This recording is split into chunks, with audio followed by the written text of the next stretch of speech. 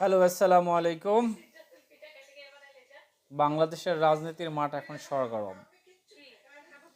গত 15 বছর আওয়ামী লীগ মুজিবী চেতনার মাধ্যমে দেশের জাতিকে যে উদ্বুদ্ধ করেছেন, সেই মুজিবী চেতনাকে সামনে রেখে বিএনপিকে নিধন করে, জামাতকে ধ্বংস করে, অন্যান্য রাজনৈতিক দল যাদেরকে পেরেছেন পকেটে নিয়ে বাকিদেরকে লাথি মেরে বাইরে ফেলে দিয়ে দেশ শাসন করেছেন।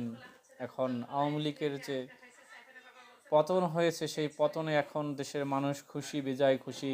সবচেয়ে বেশি খুশি রাজনৈতিক দলগুলো, কারণ তারা যেন সোনার হরিণ ফিরে পেয়েছেন। যে সোনার হরিণ এতদিন আওয়ামী লীগের হাতে বন্দি ছিল, সেই সোনার হরিণ এখন বাংলাদেশের রাজনৈতিক দলের হাতে চলে এসেছে, শুধু ধরাছোঁয়ার বাইরে। আর সেই সোনার হরিণ তখনই বাস্তব হবে যখন নির্বাচন নামক ইলেকশনের মাধ্যমে তারা জিতে মসনদে বসতে পারবে।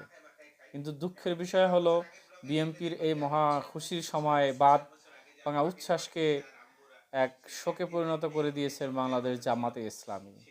এখন বিএনপির সামনে জামাতে ইসলামী যেন এক বিশাল বাধা। তাদের রাজনৈতিক পরিমণ্ডলে সোনার হরিণ যেন ছুটেই যাচ্ছে এই জামাতের কারণে। তাই 5ই আগস্ট বিপ্লবী সরকার বা জাতীয় সরকার গঠনে বিএনপি কোনো অভিমত ছিল না বা তারা সাড়া দেয়নি, কারণ যদি এই সরকার গঠিত হয় তাহলে এই সরকার দীর্ঘমেয়াদী হবে এবং সোনার নামক হরিণটি বিএনপি চিরস্থায়ীভাবে হাতছাড়া হয়ে যাওয়ার সম্ভাবনা থাকতে পারে। কারণ আওয়ামী লীগ পতনের পরে একমাত্র মাঠে বিএনপি, যাদেরকে মানুষ স্বাচ্ছন্দ্যে গ্রহণ করবে। কিন্তু স্বাচ্ছন্দ্যে গ্রহণ করার মাঝখানে কোত্থেকে উড়ে এসে জড়িয়ে পড়লো জামাত, যে জামাত কিনা এতদিন মানুষের কাছে যুদ্ধ অপরাধী, একটা সন্ত্রাসী দল হিসেবে আওয়ামী লীগ যে ন্যারেটিভ পরিচালনা করে প্রতিষ্ঠিত করেছিল, সেই দল আজকে আওয়ামী লীগ চলে যাওয়ার পরে তারা মাঠে এখন একক ছত্র আধিপত্য বিস্তার করতে যাচ্ছে, যেটা বিএনপির মোটেও আসলে ধৈর্যে কুলাচ্ছে না। সেই শোকে আমার মেয়েও শোকাহত, সেও কান্নাকাটি করতেছে, কেন বিএনপির এই খোলা মাঠে জামাত এসে উড়ে এসে জুড়ে বসলেন।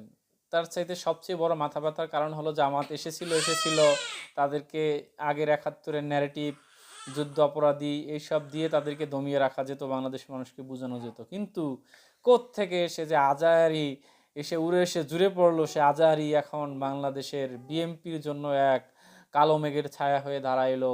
যে কালো মেঘের ছায়া না পারতেছে সরাতে, না পারতেছে ঢেকে রাখতে। কারণ সরাতে গেলেও বিপদ, ঢেকে রাখলেও বিপদ।